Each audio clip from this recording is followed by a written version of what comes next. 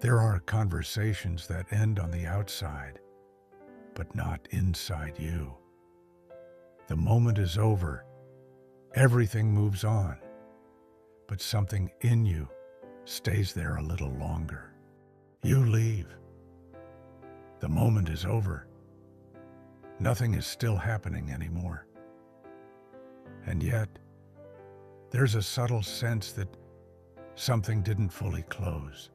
And yet, part of your mind is still there, not fully present where you are now, but still connected to something that already passed, replaying what you said, what they said, the tone, the timing, the small details that didn't seem important, but now feel like they might mean something.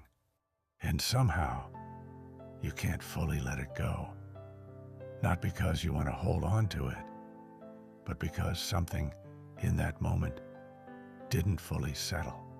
It doesn't happen after every conversation, only the ones that feel slightly off, the ones that leave something unresolved, even if you can't explain why. A sentence that came out slightly wrong, a reaction you didn't expect, a pause that lasted just a bit too long, a subtle shift you noticed but didn't fully understand at the time, something small that stayed with you. And later, when everything gets quiet, it returns, not loudly, not all at once, just quietly in the background. Most people call this overthinking, but a lot of the time, it's something more precise than that, something more structured, because during the conversation, your attention wasn't fully available to you.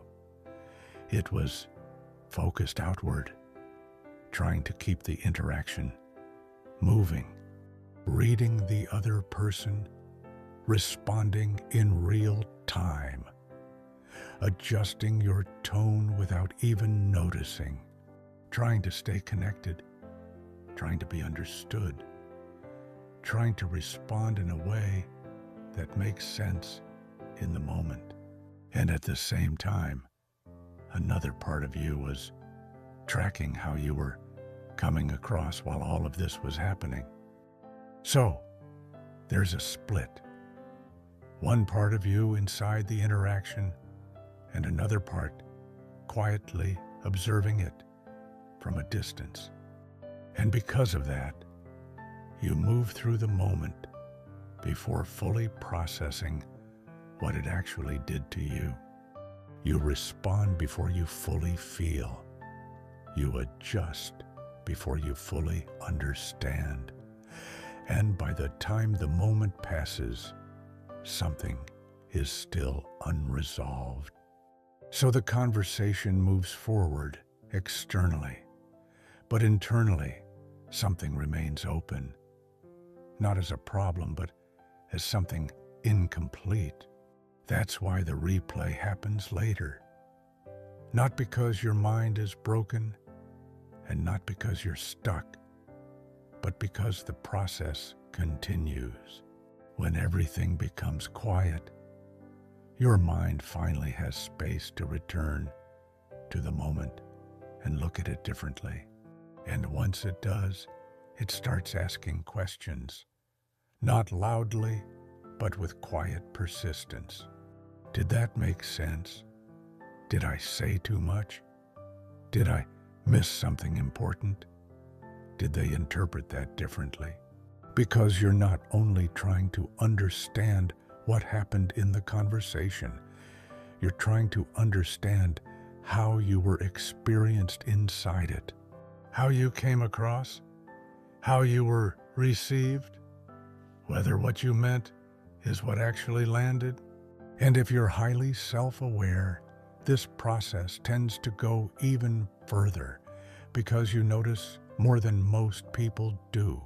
You remember tone, timing, micro-reactions, subtle shifts in energy, even moments where nothing obvious happened, but something still felt slightly off. Something you couldn't fully explain, but still registered. So your mind keeps returning to it, not randomly, but trying to organize pieces that didn't fully connect. And sometimes, what keeps replaying isn't even the conversation itself, but what it revealed. A feeling you didn't expect. A reaction that felt exposed. A version of you that didn't feel fully stable. That's when it becomes harder to let go. Because now it's not just about the moment. It's about what that moment seemed to show about you. Whether you were clear, whether you were understood, whether you stayed aligned with who you are. And those questions don't resolve instantly.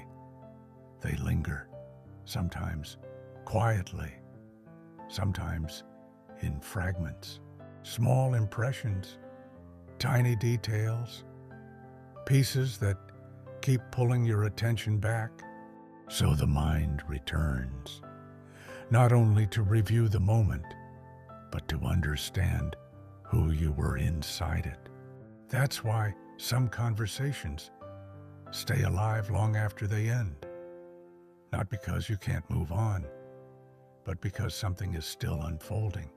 The conversation may be over, but for you, the meaning of it is still forming. And sometimes, understanding a moment takes longer than living it. If this feels familiar, there are deeper patterns behind it. If this kind of content resonates, consider subscribing and share it with someone who might be going through this quietly.